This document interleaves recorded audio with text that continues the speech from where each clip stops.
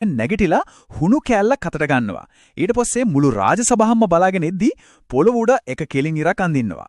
එච්චරයි. හැමෝම පුදුම වෙලා බලාගෙන ඉන්නවා මොකද්ද මේ රජතුමා කරන්න යන්නේ කියලා. මේ සරල ඉර තමයි දැන් මේ මුළු ප්‍රහේලිකාවේම කේන්ද්‍රය වෙන්න යන්නේ. ඊට පස්සේ රජතුමා Tamanගේ අණ දෙනවා. හරිම පැහැදිලි. මේ ඉරේ අත තියන්නවත් බෑ.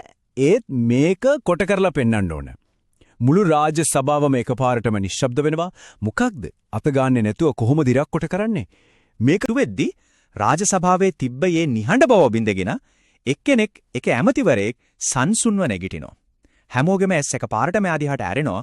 එයා කියනවා මේ ප්‍රහේලිකාවට උත්තරය දන්නවා කියලා. එයා කියන්නේ වචන ටිකයි. මට ඒක කරන්න පුරුවන්. මේ සරල වචන ටික මුළු සභාව පුරාවම දෝංකාර දෙනවා වගේ.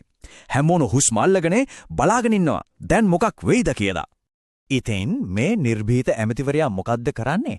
එයා හරිම සංසුනුව රජතුමා ළඟට ගිහින් හුණු කෑල්ලක් ඉල්ල ගන්නවා. එයාගේ මුහුණේ තියෙන ලොකු විශ්වාසයක්. මුළු සභාවම බලාගෙන ඉද්දි එයා රජතුමා ඇඳපු ඉර දිහා මොහොතක් බලලා හිටියා.